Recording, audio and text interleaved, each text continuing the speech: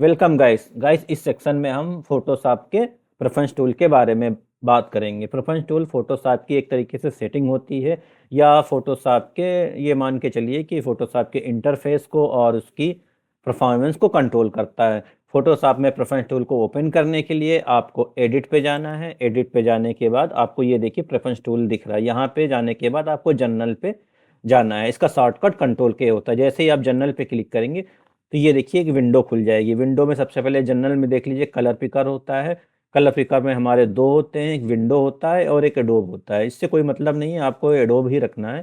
और HUD colour picker में ये सारी चीज़ें होती हैं, इसमें भी आपको बाय डिफ़ॉल्ट करना है।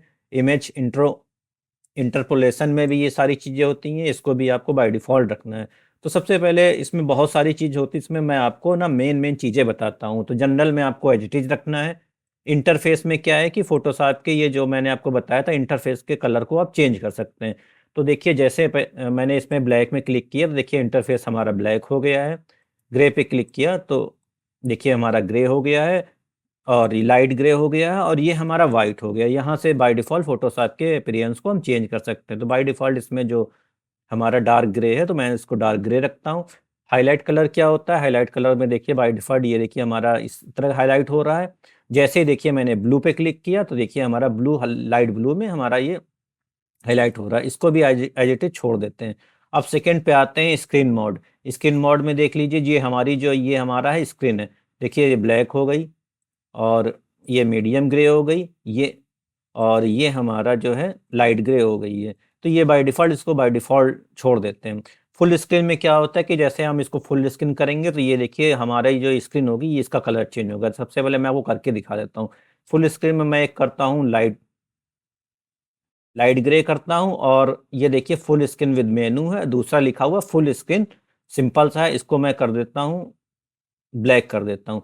अब देखिए जैसे मैंने इसको ओपन किया, फुल स्क्रीन का शॉर्ट कमांड होती है एफ। जैसे देखिए मैंने एफ प्रेस किया तो ये देखिए लाइट ग्रे हमारा हो गया और फिर मैंने एफ प्रेस किया तो देखिए ब्लैक हो गया। तो अब आपको समझ में आ गया होगा कि फुल स्क्रीन करते समय इसका जो है स्क्रीन का कलर कैसा दिखेगा। तो सबसे पहले इसको रीसेट करने के लिए जनरल पे आना है। जनरल के आने के बाद इंटरफेस पे आना है। इसको बाय डिफ़ॉल्ट हम बाय डिफ़ॉल्ट कर देते हैं। तो ये देखिए मैंने इसको बाय डिफ़ॉल्ट कर दिया, ये चीज़ आपको समझ में आ गई होगी। वर्क स्पेस में भी देख लेते हैं, इसमें कुछ कमांड्स हैं, ये ओपन टिक करके ये सारी वर्क स्पेस की चीज़ों को बताता है, इसमें भी आपको कुछ नहीं करना है। टूल्स में क्या है, ये भी सारी चीज़ें दी हुई हैं, इसको भी आपको एज इट इज़ रखना है, टूल्स में कुछ नहीं करना है। हिस्ट्री लॉग में भी आपको कुछ नहीं करना है। फाइल हैंडलिंग क्या होती है, फाइल हैंडलिंग में मैं आपको एक चीज़ बता दूँ। इमेज प्रीव्यू में देखिए इसमें देखिए आ रहा ऑलवेज शो कि इमेज प्रीव्यू में सेव करेगा या नहीं सेव करेगा, या व्हेन आस्किंग सेविंग मतलब कि आप इमेज प्रीव्यू करते समय पूछेगा सेव करे या ना करे, इसको आपको ऑलवेज सेव करना है। इन तीनों को बाय डिफ़ॉल्ट आप टिक कर दीजिएगा कि save as to a original folder. और फाइल एक्सटेंशन में जैसे फ़ोटोशॉप का एक्सटेंशन होता है डॉट पीएचडी, तो इसको आपको लोअर केस में रखना है या अपर केस में रखना है। तो ये आपके ऊपर डिपेंड करता है। बेसिकली फ़ोटोशॉप में बाय डिफ़ॉल्ट लोअर दिया हो तो आप लोअर पे ही रखिएगा। ये हमारी कैमरा रॉ की सेटिंग होती है, इसको भी आपको एज इट इज़ रखना है। अब मैं आपको बताता हूँ एक्सपोर्ट में। एक्सपोर्ट में क्या होता है कि ये देखिए क्विक एक्सपोर्ट है, तो क्विक एक्सपोर्ट जैसे कि मैं आपको अपकमिंग लेक्चर में बताऊंगा कि फाइल को एक्सपोर्ट कैसे करते हैं। तो उसमें बाय डिफ़ॉल्ट में क्या है कि इसमें आप पीएनजी एक्सपोर्ट कर सकते हो, जेपीजी एक्सपोर्ट कर सकते हो। बाय डिफ़ॉल्ट जैसे आप एक्सपोर्ट करोगे तो उसमें बाय डिफ़ॉल्ट लिख के आएगा कि उसमें ऑटोमेटिक लिख के आएगा जेपीजी, यहाँ से आप कंट्रोल करते हो। जेपीजी लिख के आएगा, या जिफ में कर सकते हो या एसवीजी में कर सकते हो। बाय डिफ़ॉल्ट में पीएनजी पड़ा हुआ तो मैंने पीएनजी इसको एज इट इज़ कर दिया है। और उसके बाद इसमें आपको कुछ नहीं करना है। परफॉर्मेंस में आ जाते हैं। परफॉर्मेंस में क्या होता है, फोटोशॉप की ये मैंने आपको बताया ना परफॉर्मेंस को कंट्रोल करता है। तो परफॉर्मेंस में क्या होता है कि फोटोशॉप आपका कैसा वर्क करता है। जैसे कि मेरे लैपटॉप में दिखा रहा है 14,752 MB है, मतलब 14.5 से थोड़ा सा ज़्यादा जीबी का ये है लैपटॉप। और इसमें आइडल रेंज कितनी दिखा रहा है, 8 से 10 जीबी के बीच में। और फोटोशॉप कितनी यूज कर रहा है, लगभग 8.5 लगभग 9 जीबी से थोड़ा सा कम यूज कर रहा है। इसकी आइडल रेंज कितनी है, 60%। अगर माई चांस की बात है कि आप कोई हैवी वर्क कर रहे हैं तो यहाँ से आप फोटोशॉप के ये बता सकते हैं कि अभी ये 8 GB यूज कर सकता है, इसको आप इंक्रीज कर सकते हैं। एज इट इज जितनी अवेलेबल है उतनी अवेलेबल मेमोरी को यूज कर लेगा और उतना ही आपका फोटोशॉप थोड़ा सा स्मूथ चलने लगेगा। तो बाय डिफ़ॉल्ट मेरे में 14.5 GB है, तो मुझे ज़रूरत नहीं है इसको, बाय डिफ़ॉल्ट मैं जो इसका बाय डिफ़ॉल्ट होता है। उसके बाद आते हैं, ये चीज़ आपको समझ में आ गई होगी। उसके बाद देखिए हिस्ट्री एंड कैचे, इन तीनों की हिस्ट्री एंड कैचे अलग-अलग होती है। तो सबसे पहले देखिए वेब एंड यूआई पे काम करना है, तो उसकी बाय डिफ़ॉल्ट ये दी हुई है हिस्ट्री स्टेट्स में दी है। 50 बार आप इसको हिस्ट्री एक्सिस देख सकते हैं। हिस्ट्री का मतलब कहाँ से हिस्ट्री सेव होती है, मैं आपको बताता हूँ। विंडो में जाना है आपको, ये देखिए ये हिस्ट्री, यहाँ से आप 50 बार इसकी हिस्ट्री को देख सकते हैं। यहाँ से आप हिस्ट्री को बढ़ा सकते हैं, 50 से मैक्सिमम 1000 तक कर सकते हैं। ये आपके लैपटॉप पे डिपेंड है। अगर आपके लैपटॉप में रैम और वो ज़्यादा है तो आप इसको बढ़ा भी सकते हैं। कैचे लेवल इसका बाय डिफ़ॉल्ट 2 है वेब एंड यूआई के लिए, और कैचे एंड साइज इसको 128 है। डिफ़ॉल्ट फ़ोटो के लिए देखिए इसकी हिस्ट्री स्टेट इसकी 50 है, कैचे लेवल इसका 4 है, और इसका कैचे टाइल साइज 102 के है। ह्यूज पिक्सल के लिए सेम है, हिस्ट्री इसकी सेम है।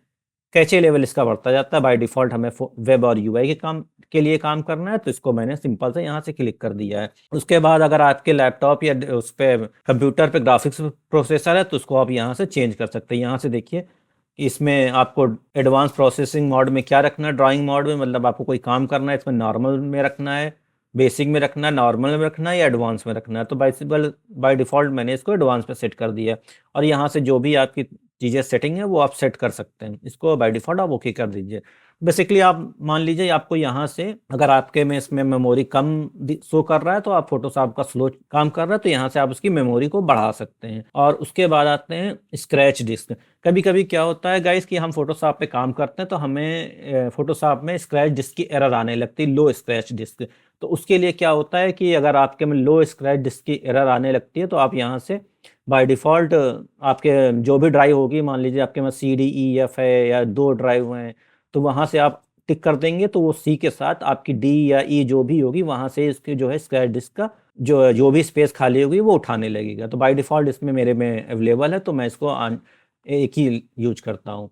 उसके बाद कर्सर है, यहाँ से आप कर्सर का कलर चेंज कर सकते हो। जैसे ये देखिए यहाँ का प्रीव्यू चेंज हो रहा है, तो बाय डिफ़ॉल्ट इसमें नॉर्मल है, मैं इसको नॉर्मल रखता हूँ। देख लीजिए सेम सेटिंग यहाँ पे भी है, और ये ब्रश का कलर का प्रीव्यू साइज है। और उसके बाद ट्रांसपेरेंट एंड गॉमेट है, तो ये भी आप सेम रखिए। यूनिट्स एंड रूलर्स है, ये भी आप सेम रखिए। यहाँ से रूलर्स आप चेंज कर सकते हो, पिक्सल में कर सकते हो, सेंटीमीटर में कर सकते हो, मिलीमीटर में कर सकते हो, पॉइंट में कर सकते हो, जो भी आपका मन चाहे यहाँ से आप कर सकते हो। मेरे ख्याल से इसको बाय डिफ़ॉल्ट ऐसे छोड़ दीजिए। गाइड में भी सेम चीज़ है, इसको आप बाय डिफ़ॉल्ट ऐसे रहना चाहिए, आप चाहो तो आप चेंज कर सकते हो। प्लगइन्स हैं, अगर फ़ोटोशॉप आपका मान लीजिए ओरिजिनल है, तो यहाँ से सर्वर से आप प्लगइन को डाउनलोड कर सकते हो। टाइप है, टाइप में देख लीजिए, टाइप में ये सारे ऑप्शन दिए हुए हैं। ये भी आपको एज़ इट इज़ छोड़ देना है, और 3D है, इसमें भी आपको एज़ इट इज़ छोड़ देना। 3D के लिए देखिए फ़ोटोशॉप में जितनी रैम है, इसमें 8 जीबी दिखा रहा है अवेलेबल वी रैम का मतलब होता है वीडियो रैम, और फ़ोटोशॉप इसमें 100% यूज़ कर रहा है। बाई चांस आपके में अगर ये वी रैम नहीं है, तो आपके में 3D काम नहीं करेगा। और इसमें देख लीजिए शैडो क्वालिटी है, शैडो क्वालिटी को आपको इसमें हाई है तो हाई रख सकते हैं, या वेरी हाई कर सकते हैं।